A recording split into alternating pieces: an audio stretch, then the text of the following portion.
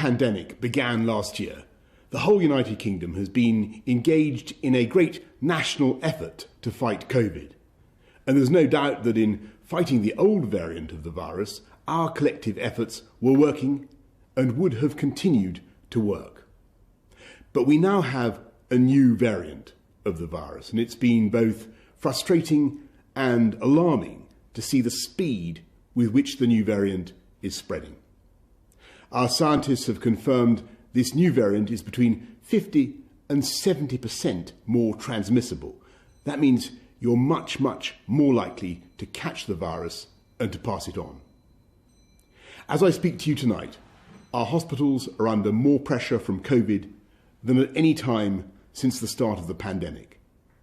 In England alone, the number of COVID patients in hospitals has increased by nearly a third in the last week to almost 27,000. And that number is 40% higher than the first peak in April. On the 29th of December, more than 80,000 people tested positive for COVID across the UK, a new record. The number of deaths is up by 20% over the last week and will sadly rise further. And my thoughts are with all those who've lost loved ones. With most of the country already under extreme measures, it's clear that we need to do more together to bring this new variant under control while our vaccines are rolled out. In England, we must therefore go into a national lockdown which is tough enough to contain this variant. That means the government is once again instructing you to stay at home. You may only leave home for limited reasons permitted in law, such as to shop for essentials, to work if you absolutely cannot work from home, to exercise, to seek medical assistance, such as getting a COVID test, or to escape domestic abuse. The full details of what you can and can't do will be available at gov.uk/coronavirus. If you are clinically extremely vulnerable, we're advising you to begin shielding again, and you will shortly receive a letter about what this means for you. And because we now have to do everything we possibly can to stop the spread of the disease, primary schools, secondary schools, and colleges across England must move to remote provision from tomorrow, except for vulnerable children and the children of key workers. Everyone will still be able to access early years settings such as nurseries. We recognise that this will mean it's not possible or fair for all exams to go ahead this summer as normal. The Education Secretary will work with Ofqual to put in place alternative arrangements. We will provide extra support to ensure that pupils entitled to free school meals will continue to receive them while schools are closed, and we will distribute more devices to support remote education. I completely understand the inconvenience and distress this late change will cause millions of parents and pupils up and down the country. Parents whose children were in school today may reasonably ask why we did not take this decision sooner.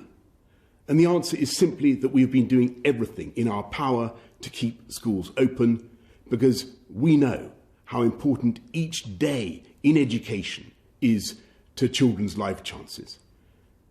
And I want to stress that the problem is not that schools are unsafe for children. Children are still very unlikely to be severely affected by even the new variant of COVID. The problem is that schools may nonetheless act as vectors for transmission, causing the virus to spread between households. Today, the United Kingdom's chief medical officers have advised that the country should move to alert level 5, meaning that if action is not taken, NHS capacity may be overwhelmed within 21 days. Of course, there is one huge difference compared to last year. We're now rolling out the biggest vaccination programme in our history. So far, we in the UK have vaccinated more people than in the rest of Europe combined. with the arrival today of the UK's own Oxford AstraZeneca vaccine, the pace of vaccination is accelerating. I can share with you tonight the NHS's realistic expectations for the vaccination programme in the coming weeks.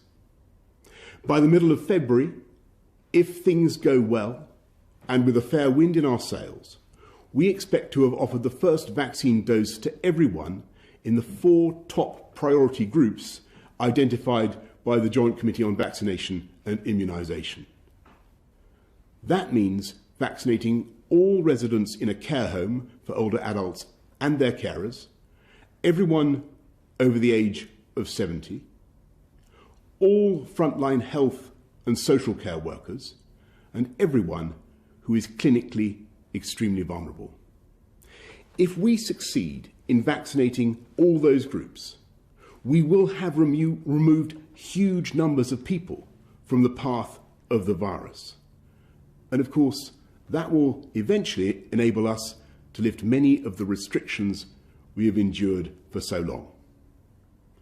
I must emphasise that even if we achieve this goal, there remains a time lag of 2 to 3 weeks from getting a jab to receiving immunity, and there will be a further time lag before the pressure on the NHS is lifted. So we should remain cautious about the timetable ahead.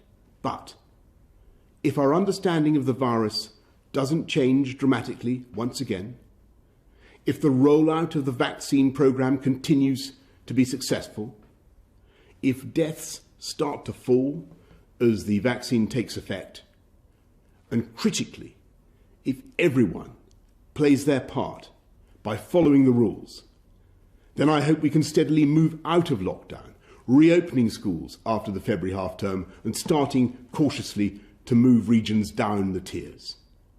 I want to say to everyone right across the UK that I know how tough this is, and I know how frustrated you are, and I know that you've had more than enough of government guidance about defeating this virus. But now, more than ever, we must pull together. You should follow the new rules from now, and they will become law in the early hours of Wednesday morning. Parliament will meet largely remotely later that day. I know that the devolved administrations in Scotland, Wales and Northern Ireland share my conviction that this is a pivotal moment and they're taking similar steps. The weeks ahead will be the hardest yet, but I really do believe that we're entering the last phase of the struggle, because with every jab that goes into our arms, we are tilting the odds against COVID and in favour of the British people.